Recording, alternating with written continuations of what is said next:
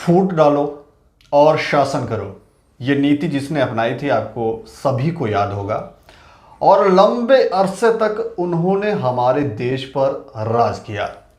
आज भी राजनीति हो रही है और खुद कुर्सी पे बैठने के लिए लोग क्या क्या करते हैं, नेता क्या क्या करते हैं, ये जग जाहिर है।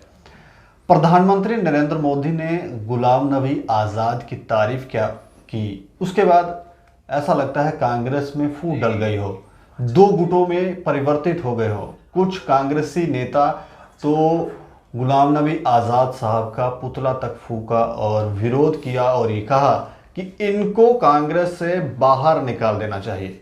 कुछ लोग उनके समर्थक में आ गए। लेकिन इस पे भाजपा की क्या राय है, आइए जानते हैं। हमारे साथ इसी विषय पर बात करने के लिए राजीव चारक हैं, जो भाजपा के सीनियर लीडर हैं। सर, आपका बहुत बहुत स्वागत है। धन्यवाद। और मैंने कहा सर, फूट डालो और शासन करो, ये आज भी चल रहा है? नहीं दीपक जी, ये बिल्कुल गलत है। जो एक समय में था कि ब्रिटिश जो कंपनी थी वो हिंदुस्तान पर राज करती थी, उन्होंने हिंदुस्तानियों में इस तरह से किया। परंतु जहाँ तक आप कांग्रेस और इसका मिलन करवा रहे हैं कि इस प्रकार से जो नीति है वो चल रही है, कांग्रेस ने अपने पांव पे स्वयं कुल्हाड़ी मारी है जी। देखिए कि परिवारवाद वो उनका पहला लक्ष्य है जी। नेहरू के बाद इंदिरा, इंदिरा के बाद राजीव, उसके बाद सोनिया और फिर पप्पू जी महाराज। यानी व्यक्ति काबिल हो या ना हो, ऐसे काबिल लोगों के सिर के ऊपर बिठाना, उनके ऊपर थोपना, ये कांग्रेस की एक नीति रही है। अब जो राजनीतिज्ञ हैं, राजनीति के जानकार हैं, जिन्होंने अपना पूरा जीवन जो है राजनीति में दिया है, ऐसे लोगों के ऊपर इस तरह का पप्पू बिठा दिया जाए तो उन्हें बर्दाश्त नहीं होगा। ये सुलग रहा थी, कांग्रेस बड़े सालों से सुलग रही है, क्योंकि ना तो राजनीति की जो परिभाषा है वो सोनिया गांधी जी को पता है, ना ही राहुल जी को पता है। लेकिन जो राजनीतिज्ञ हैं कांग्रेस के बीच, उनमें एक अंदर से घुटन हो रही थी। वो घुटन जो थी, आखिर बोलते हैं कि लावा जमीन के अंदर दबा रहता है लेकिन एक दिन फूटता है, वह लावा फूटा है। इसमें किसी ने कोई दरार डालने की कोशिश या फूट डालो और राज करो इस तरह की नीति नहीं अपनाई। ये लावा था कांग्रेस के अंदर, जो राजनीतिज्ञ बैठे हैं उनका लावा फूटा है। काफ़ी ऐसा लगता है काफ़ी लंबे समय से ये लोग कुछ कह नहीं पा रहे थे अपने सीनियर लीडरशिप से, कश्मकश में थे। कश्मकश में थे, कहना चाहते थे, परंतु बहुत बार सोचा, लेकिन अब लगता है कि समय सही था और सही समय पर उन्होंने वार किया, जब उन्हें लगा कि हमारी जो काबिलियत है उस काबिलियत को दबाया जा रहा है। या प्रधानमंत्री नरेंद्र मोदी ने उनका रास्ता साफ कर दिया, यूं भी कह सकते हैं आप। तो इसका अर्थ ये हुआ कि प्रधानमंत्री के आंसुओं में बहने लगी है अब कांग्रेस पार्टी। नहीं, प्रधानमंत्री जी के आंसू जो थे वो गुलाम नबी आज़ाद के इस के लिए नहीं थे। उनके अगर आंसू थे, वो आंसू थे जो उस समय कश्मीर में गुजरात के लोग मारे गए। गुलाम नबी आज़ाद जी ने उनकी सूचना उनको जब दी तो उनको वो वक्त याद आ गया कि जब उनके गुजरात के इतने लोग जो थे वो निर्दोष वहाँ कश्मीर में मारे गए, उसके लिए आंसू थे, ना कि गुलाम नबी आज़ाद जी के लिए आंसू थे।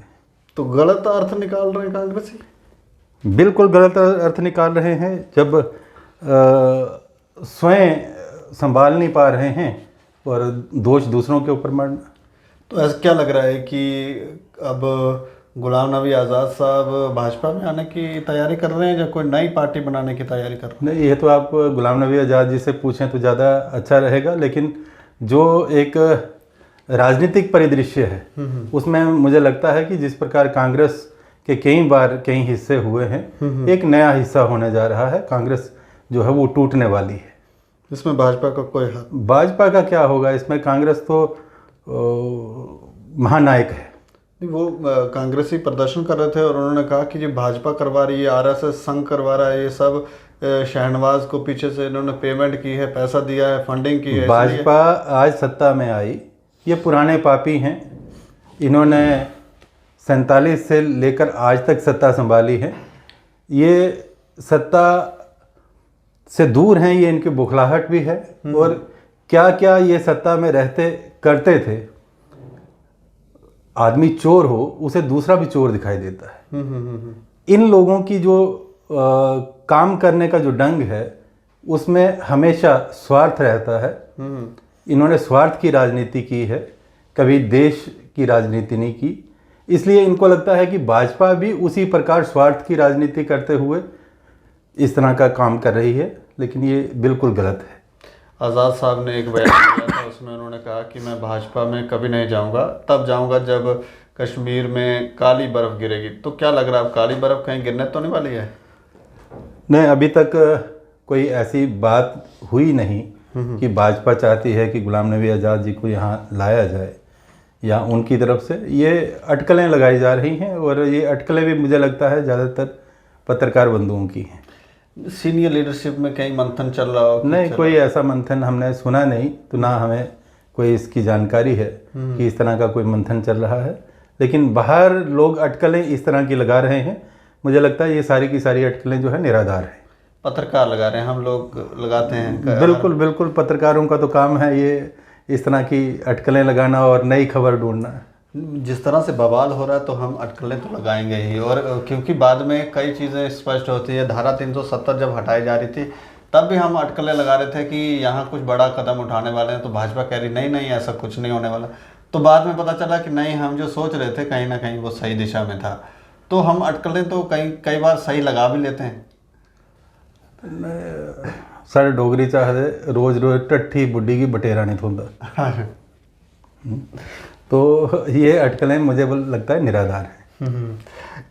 कांग्रेस, आपको क्या लग रहा है ये जो अभी हो रहा है, क्या कांग्रेस के कुछ सीनियर लीडर प्लान करके कांग्रेस में इस तरह से कर रहे हैं या कुछ और चल रहा है? चल क्या रहा है, आपको क्या समझ आता है? देखिए, एक समय ऐसा था कि जब जम्मू में कुछ होता था तो वो रामबन या श्रीनगर पहुंचते पहुंचते समय लगता था। ऐसे कम्युनिकेशन के कोई साधन नहीं थे। लोग बड़े सीधे थे और समझते थे। लेकिन आज दुनिया जो है वो मुट्ठी में है। अमेरिका में कुछ होता है, उसी सेकंड यहाँ पता चलता है कि क्या होने वाला है, क्या हुआ है। कांग्रेस ने बहुत देर दुनिया को बरगलाया। यानी डिसेंट्रलाइजेशन ऑफ पावर जो होती है वो कभी नहीं की। कांग्रेस के मुखिया हमेशा गांधी परिवार से रहे। तो जब इस प्रकार कोई काबिल लोग रहे होंगे, या फिर मैं कहूं कि उस समय जो नेता हैं वो मंद बुद्धि रहे होंगे कि उनको परिवारवाद की परिभाषा समझ नहीं आती होगी। लेकिन आज नेता जो हैं वो सचेत हैं, समझते हैं कि परिवारवाद, और परिवारवाद के बाद एक मंद बुद्धि व्यक्ति, पप्पू जैसा व्यक्ति जो है उसको अध्यक्ष बनाया जाए और एक भ्रष्ट मंजे हुए जो राजनीतिज्ञ उनके इशारे पे काम करें, ये सहन नहीं होता। मुझे लगता है कि अब कांग्रेस जो है एक नई कांग्रेस उभरने वाली है। कांग्रेस का स्वरूप बदलेगा। जो एक परिवारवाद की कांग्रेस थी वो डूबती हुई दिखाई दे रही है। जैसे अभी बड़े कार्टून भी आए थे, कुछ ऐसे चित्र भी वायरल हुए थे कि राहुल जी महाराज गए हैं समुंदर में स्नान करने, तो वो उनकी नैया अभी समुंदर में डगमगा रही है। राजनीति की सही परिभाषा शायद ही लोगों को समझ है। थोड़ा आप अगर समझाएं कि राजनीति हमें करनी क्यों चाहिए? देखिए, राजनीति जो है वो देश के लिए है। भारतीय जनता पार्टी एक राजनीतिक दल है, लेकिन यहाँ सबसे पहले हमने जो माना है देश प्रथम, राष्ट्र प्रथम, दल द्वितीय, स्वयं तृतीय। यानी इस प्रकार की जो परिभाषा है वो एक राजनीति में आती है। परंतु जो कांग्रेसियों की राजनीति है वह स्वयं प्रथम, दल द्वितीय, देश तृतीय, यानी देश हित की बात वहाँ नहीं होती। जब इस प्रकार की राजनीति जो है वो देश के अंदर चल रही हो, तो आज बच्चा बच्चा जो है वो जानता है। आज कांग्रेस जिसने 70 वर्ष इस देश के ऊपर हुकूमत की है, आज अगर वो लोगों ने उसे दरकिनार किया है तो उसका सीधा मायने है कि कांग्रेस की नीतियाँ जो हैं वो जन जन तक पहुँची। आज कहा जा रहा है कि देश को गिरवी रखा जा रहा है, लेकिन देश में जो विकास हुआ, हमें गर्व है कि ये कहने में कि हम भारतीय जनता पार्टी के घटक हैं, क्योंकि देश का नाम जो था वो विश्व में जो प्रथम श्रेणी है उस पटल में जाकर मोदी जी ने रखवाया है। यानी ये मोदी जी का नाम नहीं है, ये भारत का नाम है कि भारत को जहाँ पूछा नहीं जाता था, आज भारत जो है वो प्रथम श्रेणी में बैठा है, विश्व पटल के ऊपर भारत का नाम है। भारत जहाँ सब चीज़ें आयात करता था, आज इस कोविड की महामारी में भी हमने दवाइयाँ जो निर्यात की हैं, 108 देश जो पंक्ति में हैं जो भारत से दवाइयाँ मांग रहे हैं। जबकि प्लेग हुआ तो भारत जो था वो विश्व की ओर देख रहा था कहाँ से दवाई आए। यानी इस प्रकार की अगर हम प्रक्रिया देखें तो आज देश जो है वो प्रथम श्रेणी में है, और विश्व पटल पर ले जाने वाली ये भारतीय जनता पार्टी की सरकार जो जिसका नेतृत्व नरेंद्र भाई मोदी जी कर रहे हैं। और ऐसे में ये कहना कि भारतीय जनता पार्टी जो है वो देश को बेच रही है, तो मुझे लगता है कि शायद उन लोगों को जो भारत में विकास हो रहे हैं उनका पता नहीं है। एक आशा की उम्मीद तो आपने विपक्षी पार्टियों में जगा दी है। महंगाई बढ़ गई है, आजकल सिलेंडर लेकर ये लोग प्रदर्शन कर रहे हैं, गिरफ्तारियां दे रहे हैं, और इन्हें उम्मीद अब थोड़ी थोड़ी लगने लगी है कि नहीं, अब भाजपा फेल हो रही है, अब हमारी सत्ता वापस मिलेगी हमें, हम वापस कुर्सियों पर बैठे। ये आपकी कोई आप विपक्ष को देने वाले हैं राज्य? देखिए, भारतीय जनता पार्टी की ये तीसरी बार सरकार है। यानी पहले अटल जी के कार्यकाल रहा, उसके बाद मोदी जी का ये दूसरा कार्यकाल चल रहा है जी। इन तीनों कार्यकालों में अगर देखो तो 4 या 5 बार जो है ये गैस और पेट्रोल डीजल की कीमतें बढ़ी हैं, और बहुत कम तो कहाँ 90 तक पहुंच के ऊपर जा रही है। अब 100 के लोग कह रहे हैं अब 100 सेंचुरी बनेगी। नहीं, पेट्रोल डीजल तो आप देखें कि ये किसी सरकार के हाथ में नहीं है, ये सीधा शेयर बाजार के साथ संबंधित है। जैसे विश्व की मार्केट ऊपर जाती है वैसे ही इसमें सरकार जो है वो शेयर मार्केट को कंट्रोल नहीं करती, नीचे आती है तब थोड़ा नीचे आते हैं। उसके साथ ही शेयर मार्केट के साथ ही ये पेट्रोल और डीजल के दाम जो कम और ज़्यादा होते हैं, परंतु जितना हुआ है उतना, यानी ये अगर पिछले 30 सालों में 15 रुपये पेट्रोल था, 15 रुपये से अगर 70 रुपये तक पहुंचाया तो कांग्रेस के कार्यकाल में हो। तो अगर इन्होंने थोड़ा थोड़ा करके बढ़ाया है, पिछले जो 7 सालों में कितनी बार पेट्रोल और डीजल गैस की कीमतें बढ़ी। लोगों में क्या ये चर्चा नहीं है कि पहले जो गैस लेने के लिए, गैस कनेक्शन लेने के लिए आपको एक पंक्ति में लाइन में लगना पड़ता था, और 3-3 महीने बारी नहीं आती थी। अगर आपको गैस सिलेंडर चाहिए तो गैस सिलेंडर के लिए भी आपको पंक्ति में लगना पड़ता था, पहले रजिस्ट्रेशन कराओ, उसके बाद अब जब जाओ तब पाओ की नीति है। यानी ये नीति जो है अटल जी के समय में भी रही। पहले एमपीज़ के पास कोटा होता था कि 40 सिलेंडर वो 40 कनेक्शन दे सकते हैं, टेलीफोन का होता था कि वो 10 कनेक्शन दे सकते हैं। परंतु जैसे ही अटल जी की सरकार आई, उन्होंने मोबाइल भी लाया और जो टेलीफोन कनेक्शन थे वो भी फ्री किए, जब जाओ तब पाओ। और जैसे ही अटल जी की सरकार गई उसके बाद कांग्रेस की कार्यकाल शुरू हुआ, यूपीए का। यूपीए के कार्यकाल में आप गैस की स्थिति देखें, फिर वही हो गई, ना कनेक्शन मिलता था और ना गैस मिलती थी। 6 सिलेंडर पर सब्सिडी दी, बाकी सिलेंडर जो वो कर दी। इस प्रकार का जो इनका रहा। आज देखिए कि 8 करोड़ लोगों को फ्री गैस कनेक्शन दिए हैं, जिसमें चूल्हा भी दिया है, सिलेंडर भी दिया है, गैस भर के दी है। ये भारत सरकार की ओर से ही तो हुआ है। यानी भारत सरकार जो है उसका लक्ष्य और भी है कि नहीं, पर पहले रेट 400 450 था, अब तो 800 820 तक पहुंच गया ये रेट। नहीं, जैसे जैसे कंज्यूमर बढ़ेंगे कोई चीज़ जो है उसकी कीमत तो बढ़ती है, तो समय के साथ ये कम और ज़्यादा जो शेयर मार्केट के साथ इस पे अंकुश लगाने का आप प्रयास करेंगे। नहीं तो लोग बिल्कुल परेशान, लोग कह रहे हैं हम हटा देंगे भाजपा। नहीं, गैस और पेट्रोल जो है वो कभी आधार नहीं बनता। बहुत सी चीज़ें हैं बेरोजगारी बहुत बड़ी थी, बेरोजगारी के ऊपर अंकुश लगा है। आज आत्मनिर्भर भारत की जो बात चल रही है वो वैसे नहीं कि लोग इतने संकुचित मन के नहीं हैं कि सिर्फ एक पेट्रोल और डीजल के कारण सरकार गिरा देंगे। भारत सरकार ने और क्या क्या किया है। आज अगर विश्व का सबसे बड़ा टनल बनने जा रहा है तो वो जम्मू कश्मीर में है, पैसा तो उस पर भी लगता है। इससे पहले जो नाशरी टनल बना है, इंडियन कॉरिडोर बना है, आज कहा जाता है कि भारतीय खजाने खाली हो गए। तो जब आप काम करेंगे तो पैसा तो लगेगा। आज अगर विश्व की जितनी भी मेट्रो ट्रेन तो चलती थी, बुलेट ट्रेन का हमने नाम नहीं सुना था कि हिंदुस्तान में चल पाएगी, लेकिन आज बुलेट ट्रेन के ऊपर भी काम हो रहा है।